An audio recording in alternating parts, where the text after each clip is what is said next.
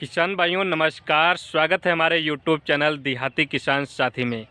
किसान भाइयों, आज की इस वीडियो में आपसे बात करने वाले हैं गेहूं की फसल में सल्फ़र और जिंक का प्रयोग कब करना चाहिए।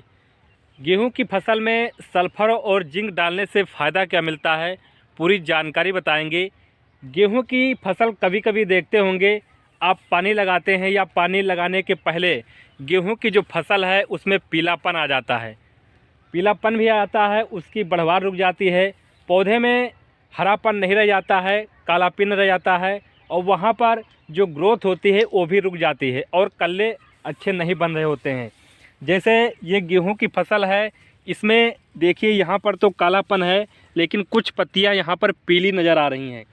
कुछ पत्तियाँ पौधे की पीली हो जा रही हैं और ग्रोथ रुकी हुई है। तो सल्फ़र और जिंक डालने से किसान भाइयों गेहूं की जो फसल हमारी है अच्छी प्रकार से ग्रोथ करती है और उसमें जो पीलापन बना हुआ है वो दूर हो जाता है। अब आपको बताते हैं कि डालना कैसे है, मात्रा कैसे लेनी है, कैसे आपको प्रयोग करना है। किसान भाइयों, जब गेहूं की फसल में जब पहला पानी लगाते हैं, पहला पानी लगाने के पहले किसान भाई गेहूं की फसल में यूरिया की बुआई कर देते हैं, लेकिन वैज्ञानिक के अनुसार जो गेहूं की फसल में आप यूरिया का प्रयोग कर देते हैं उस सिंचाई के बाद करना होता है तो ज़्यादा वहां पर रिजल्ट आपको मिलता है, क्योंकि पानी कहीं पर ज़्यादा भर जाता है, खेत हमारा समतल नहीं होता है, इससे वहाँ पर जो गेहूं की ग्रोथ है रुक जाती है, गेहूं में पीलापन आ जाता है। आप देखते होंगे जब सिंचाई कर रहे होते हैं, अगर खेत एक तरफ से ढाल है और दूसरी तरफ पानी भर जा रहा है, मतलब दूसरे दिन भी पानी वहाँ पर भराव बना हुआ है, ऐसी कंडीशन में दो चार दिन के बाद आप देखते होंगे गेहूं में पीलापन आ गया है, उसकी ग्रोथ रुक चुकी है, ऊपर की जो पत्तियां हैं वहाँ पर पीली एकदम से हो गई हैं। लेकिन वहाँ पर किसान भाइयों आपको जो पहला पानी है बहुत हल्का लगाना होता है। इसके बाद जो जिंक आता है 33% वाला या 21% वाला ले रहे हैं, अगर 33% वाला ले रहे हैं तो उसकी मात्रा की बात करें तो लगभग 3 से 4 केजी प्रति एकड़ के हिसाब से लेना है। सल्फ़र आपको लगभग मान के चलिए 2.5 से 3 केजी प्रति एकड़ के हिसाब से सल्फ़र का प्रयोग करना है। अगर दोनों मिलाकर जब आप पहली यूरिया दे रहे होते हैं साथ में दे देते हैं तो गेहूं में जो पीलापन है, गेहूं में जो फुटाव नहीं हो पा रहा है, गेहूं में आप देखते होंगे ब्रांचेज जो कल्ले हैं वो बहुत ही कम निकल पा रहे हैं, ऐसे में ज़्यादा निकलेंगे, एकदम पीलापन दूर हो जाएगा और जो हमारा फुटाव अच्छी प्रकार से होना चाहिए। कभी कभी देखते हैं जब गेहूं की बुआई कर देते हैं और गेहूं की जो बिजाई हमारी है वो गड़बड़ हो जाती है तो गेहूं एकदम से वहां पर मतलब गैपिंग बहुत ज़्यादा हो जाती है, गेहूं में बहुत दूर दूर,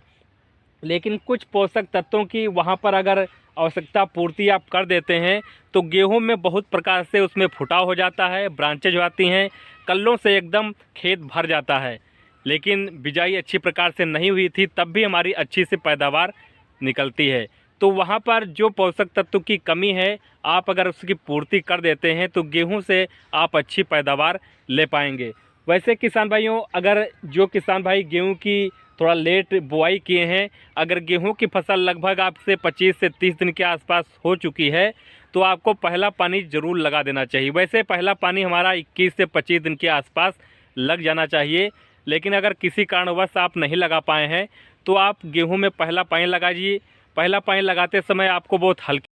तो इस प्रकार से किसान भाइयों गेहूं की फसल में आप सल्फ़र जिंक का प्रयोग कर सकते हैं। जिंक में या तो आप तलवार जिंक डाल सकते हैं, मोनो जिंक आती है उसका प्रयोग कर सकते हैं, और जो सल्फ़र है, सल्फ़र जो 90% वाला आता है WG का, ये अगर सल्फ़र किसान भाइयों गेहूं की फसल में डाल देते हैं, यूरिया में अच्छी प्रकार से मिला करके गेहूं की जब पहली सिंचाई करते हैं उसके 3 से 4 दिन के बाद या 5 दिन के बाद मतलब उसमें बुआई करने लायक हो जाता है, तभी आपको बुआई करनी होती है। बुआई हमेशा किसान भाइयों यूरिया के साथ किसी भी सल्फ़र या जिंक का प्रयोग कर रहे हैं तो लगभग दोपहर के बाद करना होता है, जब वहाँ पर ओस न रह जाए। अगर ओस ज़्यादा होती है, आप बुआई कर देते हैं तो जो सल्फ़र जिंक वहाँ पर पत्तियों पर चिपक जाती है तो ऊपर की पत्तियाँ एकदम से जल जाती हैं। तो आपको दोपहर के बाद ही इसका आप बुआई करिए और बुआई करते समय पूरे खेत में मतलब छिड़काव बेस से अगर बुआई करते हैं तो बराबर आपको वहाँ पर डालना होता है। अगर पहले यूरिया का प्रयोग कर देते हैं मतलब पानी लगाने के पहले, तो यूरिया हमारी उतनी अच्छी प्रकार से रिजल्ट नहीं दे पाती है, क्योंकि जहाँ पर पानी भर जाता है तो मिट्टी की नीची सतह में यूरिया हमारी चली जाती है, लीच डाउन हो जाती है, जिससे उसका 100% रिजल्ट नहीं मिल पाता है। इसलिए किसान भाइयों पानी लगाने के बाद आप वहाँ पर प्रयोग करना चाहिए। कभी कभी देखते हैं सरसों की फसल में अगर बुआई कर देते हैं तो वहाँ पर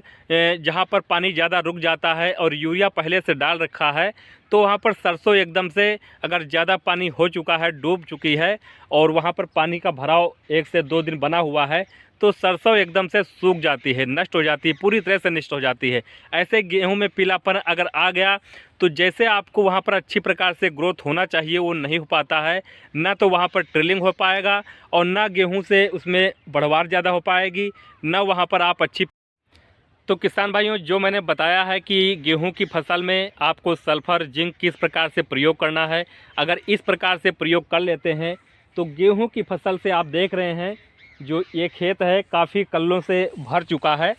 ये देख रहे होंगे इसमें खेत में कल्ले ही कल्ले हैं, एकदम से बुआई भी अच्छी प्रकार से हुई है और खाद जिंक पड़ चुकी है, जिससे गेहूं की जो खौब है, जो कल्ले हैं, अच्छी प्रकार से यहाँ पर कल्ले आपको नज़र आ रहे होंगे। पूरा खेत एकदम से कल्लों से भर चुका है। इस प्रकार के किसान भाइयों इसका रिजल्ट आपको दिखा दिया है। गेहूं की फसल से आप बम्पर उत्पादन ले पाएंगे। अगर किसी प्रकार की जानकारी समझ में नहीं आ रही है तो आप नीचे कमेंट कीजिए, लेकिन जो भी किसान भाई चैनल पर नए हैं उनसे रिक्वेस्ट है चैनल को प्लीज़ सब्सक्राइब कीजिए, वीडियो पसंद आने पर लाइक कीजिए और अन्य किसानों को भी शेयर कीजिए। तो मिलेंगे अगली वीडियो में। नमस्कार।